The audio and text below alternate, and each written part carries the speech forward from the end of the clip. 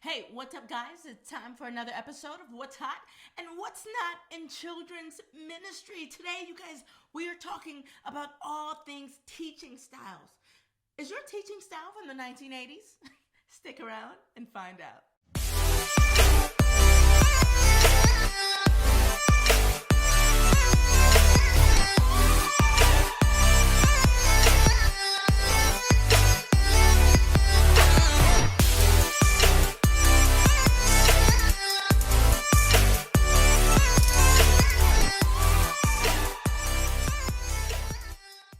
All right, you guys, listen up, folks.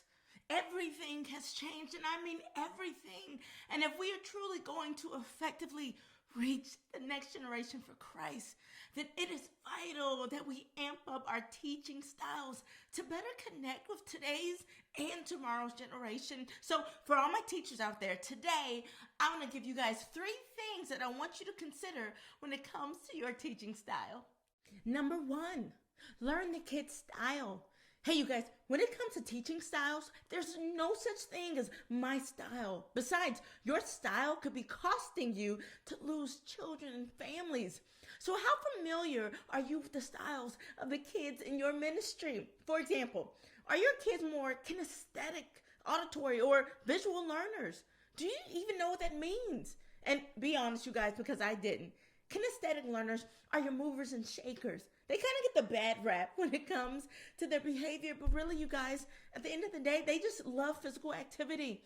Your auditory learners, who have a better reputation than the other friends, are your listeners. They tend to be seen as the good kids, but really, you guys, they just get more out of a lectionary style of teaching. So don't get cocky, okay? And then we have our visual learners, who learn best when lessons are illustrated creatively. Now, these kids are activated through engaging visuals. And what about those kids in your space who are dealing with attention deficit disorder?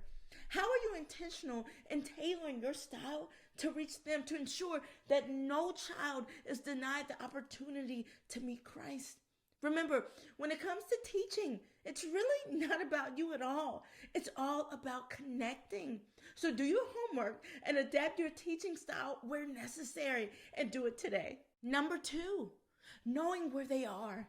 Listen, in children's ministry, when you know where they are, you know what they need.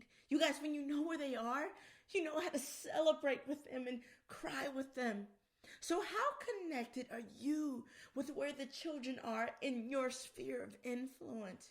You know, you guys, in my experience, I have had kids who were dealing with life-threatening illnesses, divorce, bullying, and other insecurities and self-identity issues I never ever imagined they were dealing with. You know, in those moments, I realized that these kids whom God had entrusted into my care didn't need another game. They needed prayer. They didn't need another filler activity to make the time go by. They needed hope for the very real and sometimes life-altering situations that they were going through.